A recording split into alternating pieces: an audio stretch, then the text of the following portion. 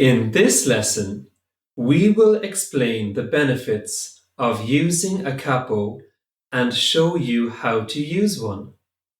Some songs are written in a key that's either too high or too low for a singer's voice.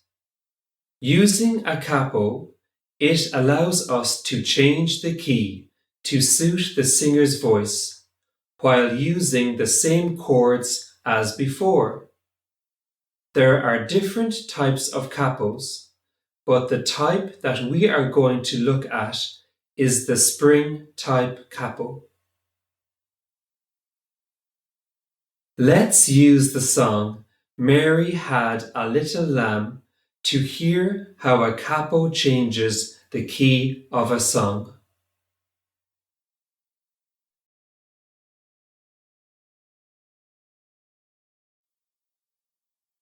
Let's strum the first chord of Mary Had a Little Lamb, which is the chord D, without using a capo.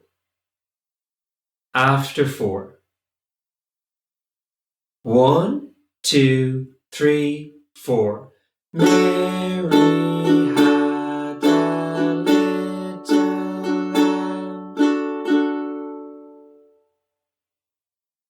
Now, pick up your capo and place it on the first fret.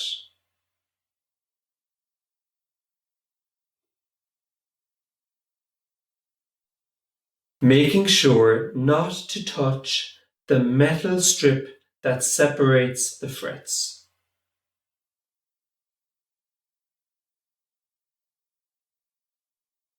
Also, make sure that the capo is pressed down on all the strings and that it looks straight.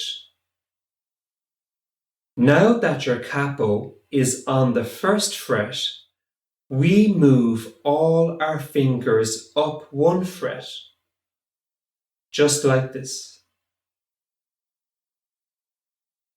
Now let's play the chord D together after 4. 1, 2, 3, 4.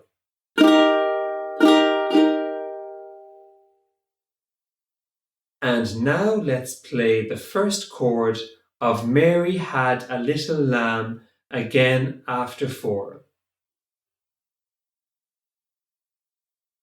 1, 2, 3, 4.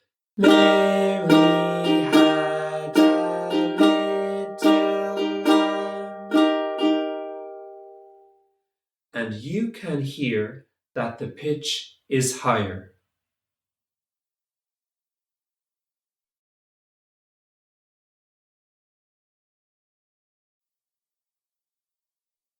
Now, let's move our capo onto the second fret. And again, move our fingers up another fret. Now, let's play the chord D together after 4. 1, 2, 3, 4.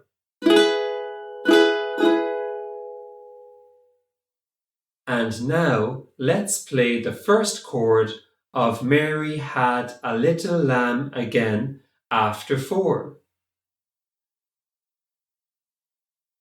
1, 2, 3, 4. Mary had a little lamb. And you can hear that the pitch is even higher still compared to the last time. So by moving the capo around, you can find a pitch or key that suits your voice best.